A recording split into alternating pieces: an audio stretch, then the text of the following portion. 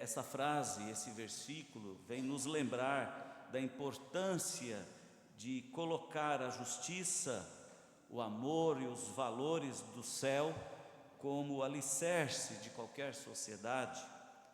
Quando os princípios divinos guiam as escolhas de um povo, das pessoas, a tendência é que a nação prospere em paz, tenha empatia e tenha integridade, Então o texto sagrado, ele nos convida a refletir nesta perspectiva que, olhando para toda a Bíblia, desde o Velho Testamento até o Novo Testamento, até o final do Novo Testamento, nós vamos ter uma voz comum vinda da parte de Deus, conclamando o povo a confiar nele que é o Criador, nele que é o provedor, nele que é o Salvador, o Redentor, nele que é o fim de todas as coisas, o começo e o fim, o princípio e o fim, o alfa e o ômega. Confiar nele que há de vir, confiar nele que há de resgatar o seu povo para a glória eterna. Então, nesta perspectiva, eu poderia escolher vários textos bíblicos que são assim bem objetivos em falar a respeito do reino de Deus, do reinado de Deus e na relação de Deus com o seu povo. E eu escolhi um texto lá do livro de Salmos, que é o Salmo de número 62, versículo 5, um único versículo. Eu quero ler como referência para a mensagem desta noite, onde eu quero então refletir com os irmãos, a começar por nós, que somos crentes em Cristo Jesus, que somos salvos e confiamos, ou dizemos que confiamos em Deus, a respeito de algo que deve começar por nós. E começando por nós, não sermos enganados e não depositar a nossa força, a nossa confiança em outro que não o Senhor, o único Deus. Então vamos ler Salmo 62, versículo 5. Vamos ler juntos? Somente em Deus, ó minha alma, espera silenciosa, porque dele vem a minha esperança, porque de Deus vem a minha esperança. Meus queridos, como vocês compreendem, como nós compreendemos a palavra esperança? Como é que você compreende a palavra esperança? Como eu já contextualizei, no mundo de nossos dias, os dias em que nós nos encontramos, temos aprendido muito sobre acreditar em promessas, promessas de governo, promessas de chefes nas empresas, promessas que surgem em diversos setores do nosso convívio diário, que dizem para confiarmos nelas, porque confiando nelas, as coisas ou as nossas necessidades serão supridas. E essa situação, ela deve despertar em nós sérias reflexões relacionadas aos princípios da fé cristã, aos princípios da palavra de Deus e da nossa relação com o Espírito Santo. Até porque a própria Bíblia nos adverte: maldito o homem que confia no homem para a sua salvação. Veja se isso faz sentido para você. Maldito a pessoa, o homem, a mulher, o jovem, a jovem, o idoso, a idosa, que confia no homem para a sua salvação. Portanto, a ideia inicial desta pregação é convocá-lo a fazer esta reflexão, onde de fato nós temos colocado a nossa confiança. Onde? Então quero recordar com os irmãos, esperança significa expectativa, e a maior esperança da pessoa que crê em Deus deve ser na volta de Jesus Cristo para a sua igreja. não no homem. A maior esperança da mulher crente, do homem crente, deve ser acerca da promessa de Cristo de voltar um dia. Mas antes de voltar, alimentar os corações, nós alimentarmos os corações com algo que realmente faça sentido, com algo que realmente mobilize nossas forças, com algo que realmente nos motive a seguirmos adiante. Vira e mexe, eu posso observar, conversando, atendendo, orando, suplicando a Deus por intervenção, juntamente de homens e mulheres que têm perdido a esperança, e porque têm confiado demasiadamente no homem e nos seus recursos, e ao cabo das frustrações, por não ter as suas necessidades supridas, passam por um certo deserto de fé, um certo deserto de espiritualidade, um certo deserto de vida cristã, porque perdeu o rumo, não sabe exatamente mais para onde olhar. Se esperança é expectativa, e a expectativa é de que Cristo voltará um dia, e de que Cristo, antes de voltar, está conosco presencialmente em espírito, conduzindo nossas vidas, dirigindo os nossos passos, então nós devemos firmar as nossas perspectivas acerca da volta de Jesus Cristo para nos resgatar os crentes, cumprindo uma das mais importantes promessas da Bíblia. Na Bíblia, a afirmação de que quem crê tem a vida eterna está registrada principalmente no Evangelho de João, onde Jesus mesmo garante que aqueles que depositam sua fé nele recebem a vida eterna, não entram em juízo e já passaram da morte para a vida. E as principais passagens bíblicas nesse contexto dessa promessa maravilhosa de Jesus Cristo, nós podemos então fazer um ajuntamento de algumas passagens e então verificarmos que isso é coisa primordial, é coisa fundamental para nós. Em João 3,16, por exemplo, nós observamos que quando Jesus diz: porque Deus amou o mundo de tal maneira que deu o seu Filho unigênito para que todo aquele que nele crê não pereça, mas tenha a vida eterna, para que todo aquele que nele crê não se decepcione, não se sinta frustrado, não se sinta sem rumo, mas tenha a vida eterna e viva as realidades da vida eterna já.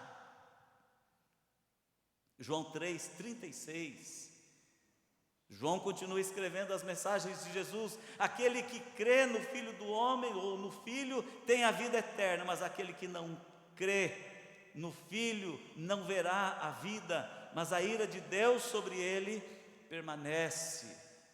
Aquele que crê no Filho tem, não terá, tem a vida eterna. E uma outra passagem muito forte, muito intensa, João 6,47. Em verdade vos digo que aquele que crê em mim tem a vida eterna.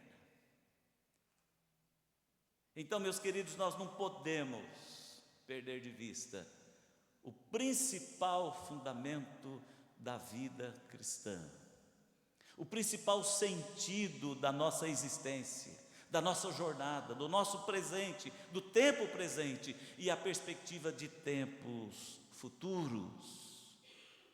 O nosso olhar, o nosso princípio, o nosso fundamento é o cumprimento dessa promessa. Vivemos para quê? Para ver a glória de Deus. Olhamos para o futuro, não esperando que homem ou ser humano ou governo ou qualquer instituição cumpra as nossas perspectivas mais relevantes, mas vivemos crendo nas promessas de Deus. Portanto, através de um olhar mais amplo nas Escrituras, Nós precisamos considerar o que o apóstolo Paulo escreveu em Tito, capítulo 2, versículo 11 ao 14, nos ensinando o que é a graça salvadora de Deus. E é esta graça que nós cantamos agora num lindo e maravilhoso cântico. A graça que nos sustenta, a graça que nos basta, a graça que nos mantém. Meus amados, por conta dessa graça salvadora, a esperança cristã se torna, ou deve se tornar para nós, uma fonte de felicidade. Para verificar isso, eu lhe pergunto: você é um crente feliz? Você é um cristão feliz? Ou as coisas do mundo, do presente século, com suas frustrações, com suas derrotas, com suas falsas promessas, tem lhe passado rasteiras, levando a quedas sucessivas, onde dores e sofrimentos têm lhe abatido? Meus amados, as pessoas que concentram suas esperanças em coisas diferentes, no dinheiro, no médico, no político, na instituição, enfim, no mundo em que vive, possivelmente não encontrará paz, a paz necessária, não encontrará a felicidade necessária, não encontrará o caminho certo a ser trilhado para a sua vida. Antes, viverá em muitas turbulências. Por isso que o apóstolo Paulo, na primeira epístola aos Coríntios, e eu podia ter escolhido esse texto como um texto de partida, o texto básico da mensagem, 1 aos Coríntios 15, 19, quando ele diz: se a nossa esperança em Cristo se limita apenas a esta vida, somos os mais infelizes de todos os homens. Isso significa, precisamos nos lembrar que vivemos debaixo da graça de Deus e que a fé cristã perde o sentido sem a promessa da ressurreição e da vida eterna. Por isso o Salmo 62, versículo 1, aliás, versículo 5, apenas o versículo que nós lemos, ele nos desafia a ter nossas esperanças, todas elas, somente em Deus. Esse é o desafio. Por isso o tema da minha mensagem nessa noite para a igreja é esperança em Deus, que traz bênçãos a cada um de nós. Guarde isto: esperança em Deus, que traz bênçãos, e muitas bênçãos. E uma das bênçãos que eu quero iniciar falando é a bênção da tranquilização do coração, da tranquilização da alma. Lembra-se do que Jesus diz? Deixo-vos a paz, a minha paz vos dou. Não como o mundo a dá, não como o mundo dá paz. A minha paz vos dou. Jesus Cristo estava falando exatamente desse princípio de tranquilidade. Tranquilidade. Primeira epístola de João, capítulo 3, versículo 2 e 3, escreveu e diz o seguinte: todo aquele que nele tem esta esperança, purifica-se a si mesmo, assim como ele é puro. João, meus irmãos, está ensinando que a esperança aqui refere-se à promessa mencionada no versículo anterior, que é o versículo 2, a certeza de que quando Jesus se manifestar, seremos semelhantes a Ele. A purificação significa que a expectativa da volta de Cristo motiva o cristão a buscar uma vida de santidade e pureza. motiva o cristão a olhar para frente. A pureza de Jesus serve como padrão e a motivação para o estilo de vida daquele que tem essa fé. Por isso, tem tranquilidade. Não vive desorientado. Quando a palavra de Deus nos ensina a não andarmos ansiosos de coisa alguma, até faz de uma forma poética, Mateus, quando registra no capítulo 6, olhem a criação, olhem a natureza, prestem atenção, Deus tem cuidado deles. Será que não cuidaria de vocês? Homens de pequena fé, homens e mulheres que têm fé, será que Ele não cuidaria?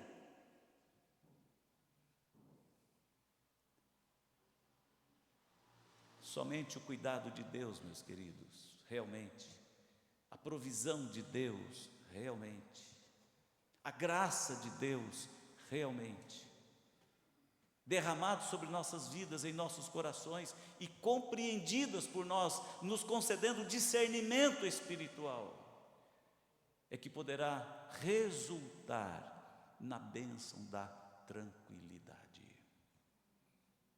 Quando nós enchemos nossa mente, melhor dizendo, de pensamentos e de perspectivas terrenas, e somos decepcionados, nós ficamos com raiva, nós ficamos com insônia, nós ficamos até doentes, nós somos tomados por sentimentos e por percepções perturbadoras. É o dinheiro que estava para entrar, que não entrou. É o tratamento para aquela doença que não surtiu resultado positivo, ou resultado esperado. É o contexto familiar que não se desenvolveu e não melhorou. Embora a psiquiatria tenha dito que ia ser resolvido e não resolveu. E assim por diante. Esse turbilhão de perturbações nos envolvem. E quantas vezes nós dobramos o nosso joelho e oramos, mas oramos na perturbação da alma, não na confiança em Deus. Oramos no desafogo da dor, da angústia, da decepção, no desespero, não na confiança, não na fé. E aqui está a diferença entre orações atendidas e orações não atendidas. As Escrituras nos dizem que muitas vezes nós oramos, pedimos e não recebemos. Por quê? Porque pedimos mal, baseado nas nossas ganâncias, nas nossas coisas. E as nossas súplicas, as nossas intercessões, o nosso derramar diante de Deus, precisa ser na fé e na confiança da vontade de Deus. E é na vontade de Deus que nós encontramos paz. É na vontade de Deus que nós encontramos tranquilidade. E a nossa alma, o nosso coração se aquietam. Esta é a perspectiva do Salmo 62. Somente em Deus espera a minha alma. Minha alma movida pela fé. Minha alma, meu coração e minha mente tomados pela confiança na vontade de Deus sobre a minha vida.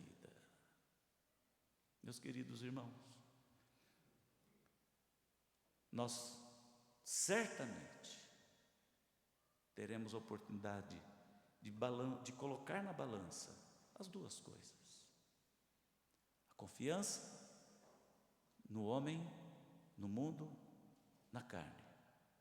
E a confiança em Deus, na vontade de Deus, no poder de Deus. E então poderemos verificar onde nós vamos encontrar tranquilidade. Então, a perspectiva bíblica, meus queridos irmãos, exatamente esta, quando diz que a nossa alma deve esperar confiantemente no Senhor, porque a nossa alma precisa de tranquilidade. Nós precisamos deitar, encostar nossa cabeça no travesseiro, dormir em paz, o sono profundo, e acordar na certeza de que o novo dia, da dádiva do Senhor, assim como Ele nos protegeu durante a noite, deu paz, deu calma, deu tranquilidade, esse novo dia que se inicia, nele também a presença de Deus nos guiará, e assim diariamente nós vamos vivendo na graça de Deus, e seguindo, e pelejando, trabalhando, tomando decisões, fazendo escolhas, debaixo da graça de Deus, sabendo que Ele é quem cuida de nós. A segunda consideração que eu quero fazer, quando eu digo desse texto, dessa passagem bíblica, a respeito da esperança em Deus, que traz muitas bênçãos, eu quero, além da bênção da tranquilidade que nós todos precisamos, a esperança em Deus abençoa o crente com o serviço fiel e consagrado ao Senhor. A esperança, quando a nossa esperança está em Deus, ela nos abençoa com a vontade, com a dedicação, com a separação de tempo, com as oportunidades e os fazeres consagrados ao Senhor, ao seu serviço, porque nós sabemos que nós estamos trabalhando pelo reino eterno, não pelo reino terreno. Nós estamos trabalhando para a vida eterna, angariando e guardando tesouros lá onde a traça não corrói, onde a ferrugem não come, onde o ladrão não rouba, onde não há frustração, trabalhando para o reino do Senhor. Jesus Cristo, em Lucas capítulo 12, versículo 35 a 40, são 5 versículos, e ele diz assim, olha, preste atenção, se puder projetar, Lucas 12, 35 a 40, estejam preparados com o corpo cingido e as lamparinas acesas, façam como os homens que esperam pelo seu Senhor, ao voltar Ele das festas de casamento, para que logo abram a porta quando Ele vier e bater. Bem-aventurados aqueles servos a quem o Senhor, quando vier, encontrar vigilantes. Em verdade lhes digo que Ele há de cingir-se, dar-lhes lugar à mesa, e aproximando-se os servirá. Quer ele venha à meia-noite ou de madrugada, bem-aventurados serão eles, se os encontrar vigilantes. Porém, considerem isto, se o pai de família soubesse a que hora viria o ladrão, não deixaria que a sua casa fosse arrombada. Estejam também vocês preparados, porque o Filho do Homem virá a hora em que vocês menos esperam. Me chama a atenção aqui as repetidas vezes em que o texto se refere a ser vigilante. O que é ser vigilante aqui? Meus irmãos, aqui Jesus faz um forte chamado a essa vigilância, que significa prontidão, e prontidão espiritual. Esse é o chamado de Jesus nesse texto. Estejam prontos, vigilantes, preparados. A mensagem principal ensina que os cristãos devem viver em constante expectativa pelo retorno de Cristo, mantendo suas vidas alinhadas com os propósitos divinos, para não serem pegos de surpresa. E qual é esse, ou quais são esses propósitos divinos para nós que esperamos em Jesus Cristo, que aguardamos a vinda de Cristo? Quais? Há uma passagem bíblica, e eu não anotei aqui o endereço, eu não vou me lembrar dela, talvez você se lembre, que narra um momento da vida dos crentes lá em Atos, em que eles, já que Cristo ia voltar, eles resolveram fazer o quê? Vender tudo que tinha, cruzar os braços, comer, gastar o dinheiro. Jesus vai voltar mesmo? Para que trabalhar? Se você localizar esse texto, levanta a mão e me fala, que eu cito daqui para todos lembrarem dele. Atos 2:44. Meus queridos irmãos, a prontidão que o texto fala para o crente, e Jesus chama a nossa atenção, de onde vem a bênção do Senhor para o crente, é a prontidão ao trabalho, ao serviço do Mestre. Não adianta cruzar os braços, não adianta ter muitos recursos financeiros e aproveitar a vida, não adianta ficar parado, isso não vai te abençoar. Até porque, se você conhece gente que se aposentou e resolveu não fazer mais nada da vida, você vai descobrir duas coisas interessantes, ruins aqui. A primeira delas, o senso de inutilidade que a pessoa passa a ter na sua vida. Para que eu sirvo? Para que eu presto? Segunda coisa, a maioria adoece e desenvolve doenças graves que levam à morte. Parou de fazer, parou de trabalhar. Assim também, meus queridos, é a vida do crente quando ele para de servir ao Senhor, ele para de trabalhar para o Senhor, ele para de realizar as obras do Senhor, ele deixa de ser abençoado, ele deixa de adquirir riquezas espirituais.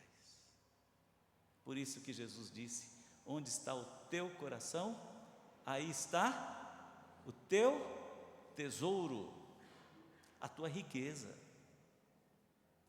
Meus amados, o crente precisa estar sempre de prontidão, servindo ao Senhor. Versículo 35 ao 36 que nós lemos, Jesus instrui seus seguidores a estarem preparados com o corpo cingido, roupas preparadas para o trabalho e para a ação, as lamparinas acesas. Isso simboliza uma vida ativa, pura e cheia de fé, aguardando o retorno do Senhor a qualquer momento. Trabalhando para o Senhor, com a chegada do seu Senhor, para a chegada do seu Senhor. No versículo 37, Jesus fala sobre a recompensa da vigilância. Há uma promessa surpreendente: o Senhor honrará os servos que forem encontrados acordados e vigilantes, ao ponto de Ele próprio servi-los à mesa. Jesus Cristo fez uma promessa a respeito da ceia do Senhor.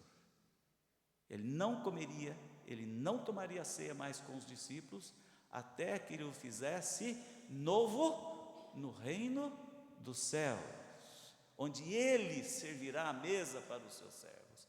Olha a relação que existe com a Santa Ceia, inclusive. Por isso, meus amados, aqueles que se consagram ao serviço do Senhor são abençoados,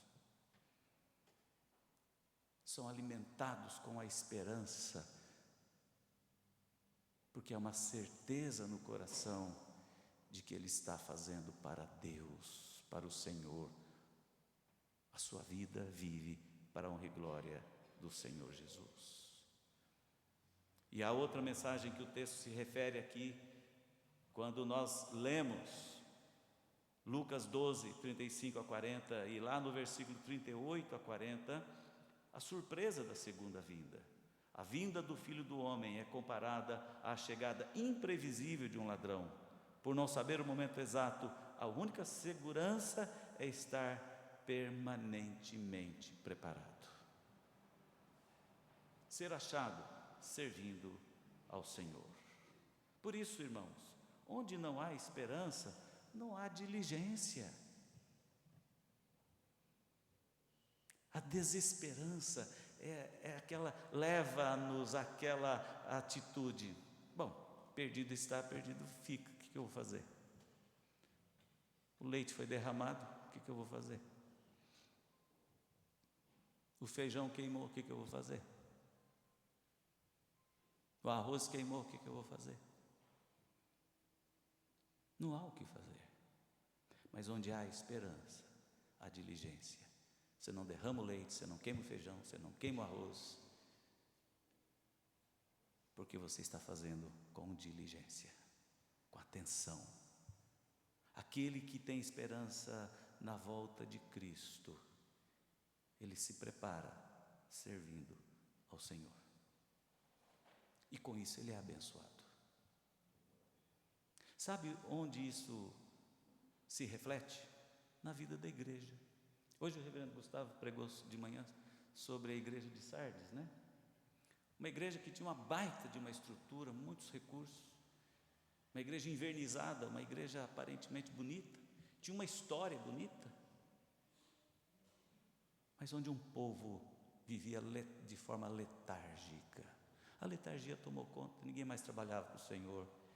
Então Jesus Cristo disse: eu conheço as tuas obras e sei onde vocês caíram. Isto não abençoa a igreja, isto não agrega a igreja, isto não fortalece a fé, isso não enriquece a vida cristã, leva à bancarrota. Por isso, meus queridos, em primeiro lugar, a nossa esperança nos abençoa com a tranquilidade e a tranquilização da alma. A nossa esperança abençoa-nos quando nós, como crentes, fazemos fielmente o serviço do Senhor com consagração. Nos dedicamos a servir a Deus. E por último, essa esperança abençoa com consolo na adversidade, no sofrimento, na luta, e promove e proporciona alegria. Essa esperança abençoa com consolo e com alegria. Meus amados, quantas coisas na vida não dão certo? Será que eu conheço alguém aqui que tudo na vida é maravilhoso? Tem alguém aqui onde tudo na vida é maravilhoso? Se tiver, eu quero ter o prazer de conversar e você me ensinar como é que a sua vida se tornou maravilhosa, porque eu também quero alcançar. A nossa vida é cheia de tropeços, é cheia de angústias, é cheia de provações, é cheia de decepções, é cheia de tanta coisa. Pedrinho, quando ele está descontrolado e ele tem assim que seguir as orientações, ele fala tanta coisa, tanta coisa, tanta coisa, tanta coisa. Eu falo: calma, Pedrinho, uma coisa de cada vez. Vamos agora entrar e vamos conversar com a tia, falando a terapia dele. Ele fala: tá bom. Mas nós estamos com tanta coisa ocupando o espaço do nosso coração, e aí estas coisas vão nos levando à ansiedade, porque as coisas nem sempre são do nosso jeito, e em vez de consolo, nós sofremos mais ainda, e isso tudo rouba a alegria do coração. E nós deixamos de sorrir, nós ficamos cabisbaixos, nós ficamos tristes, nós ficamos sem rumo de novo. Então a esperança no Senhor, como o salmista nos ensina, ela consola na adversidade e ela promove, ela proporciona alegria. Por isso a volta de Cristo não significa apenas recompensas para os fiéis. Há esse equívoco na vida da igreja, que pensa a respeito da volta de Cristo apenas como recompensa.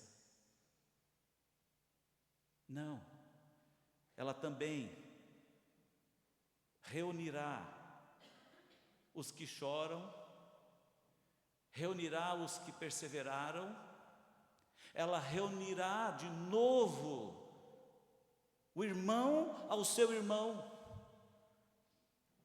o amigo ao seu amigo, o parente ao seu parente.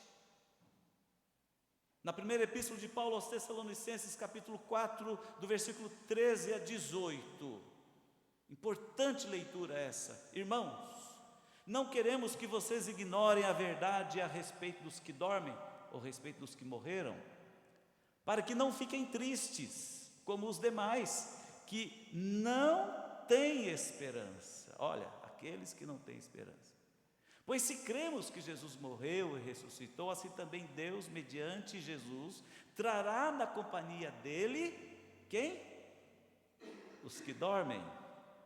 E pela palavra do Senhor, ainda lhes declaramos o seguinte: nós os vivos, os que ficamos até a volta do Senhor, de modo nenhum precederemos os que dormem, porque o Senhor mesmo, dada a sua palavra de ordem, ouvida a voz do arcanjo e ressoada a trombeta de Deus, descerá dos céus, e os mortos em Cristo ressuscitarão primeiro. Depois, nós os vivos, os que ficarmos, seremos arrebatados juntamente com eles, entre nuvens, para o encontro com o Senhor nos ares, e assim estaremos para sempre com o Senhor.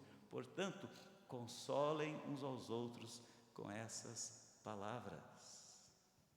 Olha que mensagem linda, que mensagem extraordinária, irmãos. A vida eterna não é apenas recompensa, mas um momento de reunião.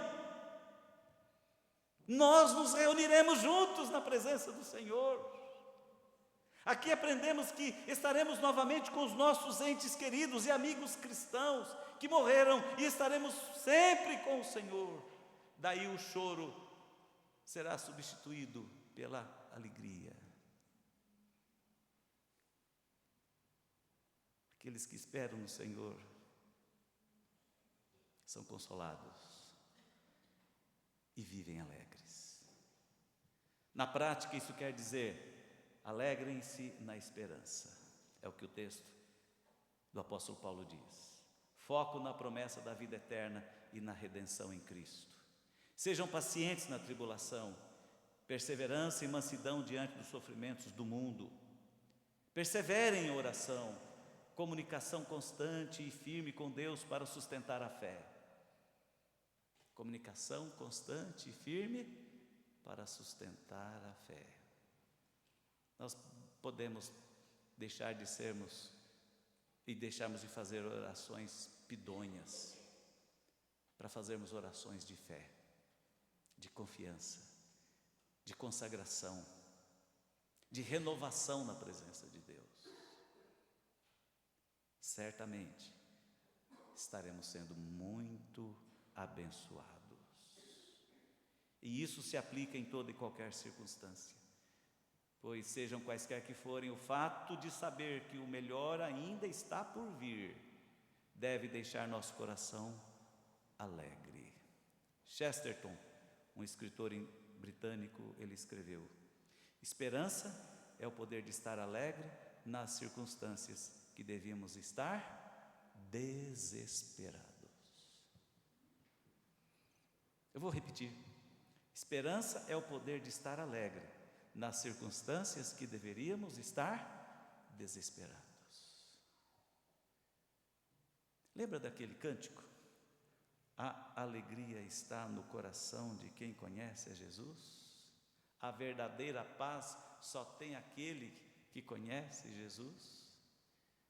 Aquele que tem Jesus, aquele que conhece Jesus, significa aquele que espera em Jesus, que confia em Jesus.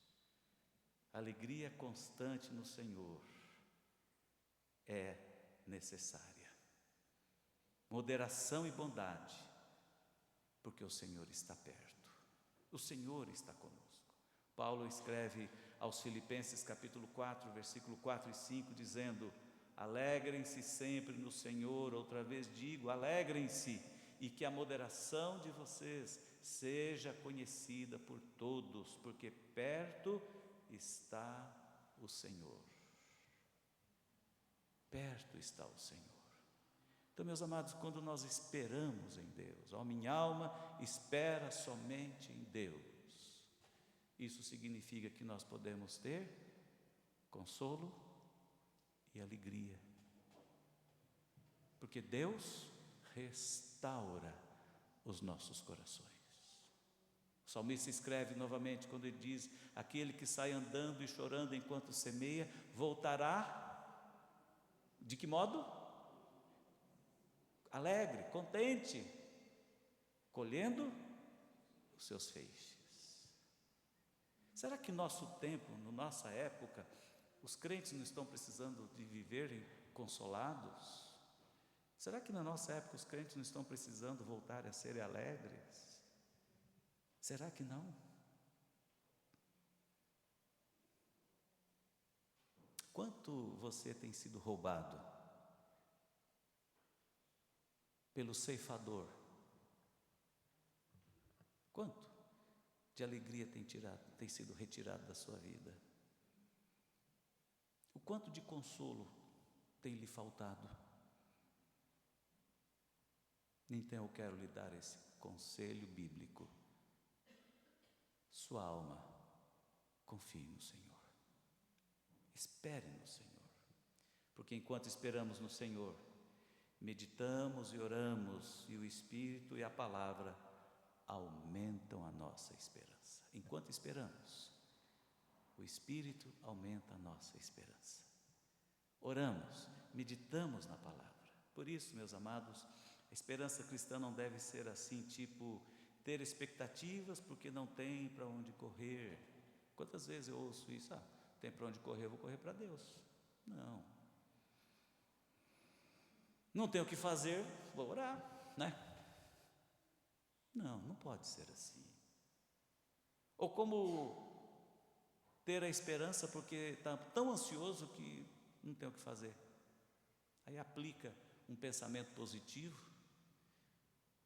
fala: eu vou confiar em Deus e vou repetir, né? Eu confio, eu espero, eu confio, eu espero, e fica vivendo, repetindo essas palavras como que se tudo fosse ser resolvido. Não. A esperança, porque a esperança é certeza e traz bênçãos a cada dia, em cada um de nós. E é isso que eu quero deixar para a igreja nesta manhã, para ver se nós somos um povo abençoado ou não. E a reflexão passa por aqui: maldito o homem que confia no homem, para a sua salvação. Não confieis nos homens, nem nos príncipes dos homens, em quem não há salvação. Feliz a nação cujo Deus é o Senhor, cujos cidadãos esperam no Senhor. Pelo menos nós, a começar por nós. Essa mensagem deve produzir frutos maravilhosos na nossa vida, para sermos abençoados e vivermos bem, tranquilos, para vivermos bem consolados, confortados e alegres, e esperarmos a coisa mais importante da vida, que é a volta de Jesus, porque sabemos que Ele tem maravilhas preparadas para nós, que nem olhos viram e nem ouvidos ouviram, e assim viver os nossos dias de vida sobre a terra. Então está chegando, né, o momento em que teremos até horário político gratuito, campanha eleitoral gratuita. Você vai ouvir muita coisa. Você já tem ouvido muita coisa. O debate está no ar, pré-campanha eleitoral. Guarde o seu coração, meu irmão. Guarde a sua alma no reino da confiança no Senhor. Vamos orar? Pai do céu, o mundo em que vivemos é um mundo tão conturbado. Um mundo que o maligno tem feito muita confusão. Homens, mulheres, líderes da nação, tantos que ocupam cargos importantes, mas que não confiam no Senhor, que não conhecem a Deus, têm enganado, têm frustrado as expectativas da vida. Ó Deus, trabalhe em nós, em nossos corações, em nossas mentes, para recebermos da Bíblia a Tua palavra, ensinos que venham nos fortalecer, que venham nos abençoar, mensagem do alto que venham edificar-nos e aumentar nossa fé, e nos preparar para o encontro com Jesus na glória eterna. Livre-nos, ó Deus, de cairmos nas tentações, de acreditarmos nas vãs e passageiras promessas humanas. Livra-nos, ó Deus, de darmos ouvido à serpente Satanás, que ainda continua enganando homens e mulheres, desviando-os dos teus santos caminhos. Guarde-nos, ó Deus, guarde os nossos corações. Habita em nós, ó Espírito Santo de Deus. Fortaleça-nos na verdade a Tua palavra, ó Deus, e abençoe-nos. E eu peço também ao Senhor, Deus, que nos dê a oportunidade, quando estivermos realizando o nosso serviço, para que nós sejamos instrumentos para abençoar pessoas, não para enganar pessoas. Como Teus servos, que fomos agraciados, que vivemos na graça, que recebemos graça sobre graça, dê-nos o privilégio de ministrarmos esta mesma graça na vida de outras pessoas, para juntos nos unirmos aqui, colocando nossa esperança somente em Deus. Assim eu oro, Pai, e peço pela Tua igreja, pelos Teus servos, peço por Ti, ó Deus, sobre todos nós, derrame das Tuas bênçãos, hoje e sempre.